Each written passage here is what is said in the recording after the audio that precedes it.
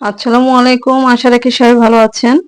আমি আজকে আপনাদেরকে পেঁয়াজ ছাড়া কিভাবে মাছ রান্না করেছি সেটা বলবো। আমার কলিগ আমাকে বললেন যে, "ম্যাডাম পেঁয়াজের দাম যেভাবে স্বর্ণের মতো হুড়হুড় করে বেড়ে যাচ্ছে, তো একটু পেঁয়াজ ছাড়া মাছ, মাংস, সবজি কিভাবে রান্না করা যায় সেটা একটু দেখিয়ে দিন। কারণ সাধারণ মানুষের জন্য এটা বিশাল উপকার হবে।" তো আমি আজ যেটা করেছি পেঁয়াজ ছাড়া একটা ছোট্ট একটা আলু আমার মাছের পরিমাণ অনুযায়ী সেই আলুটাকে সিদ্ধ করে ভালোভাবে চটকে নিয়ে তারপরে যে মসলাগুলো দিতে হয় সেই মসলার সাথে ভালোভাবে কষিয়ে মাছটাকে একটু হালকা ভেজে তারপরে মাছটাকেও সেই মসলার মধ্যে কষালাম পরে।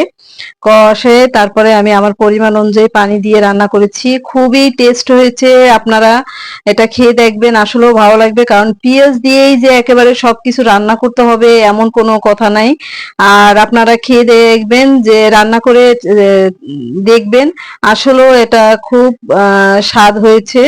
উম আহ, পরিবারের সদস্য যারা আছেন তারা খেয়ে অবশ্যই পছন্দ করবেন। তা আজ এই পর্যন্ত, আপনারা চেষ্টা করবেন। আল্লাহ হাফেজ।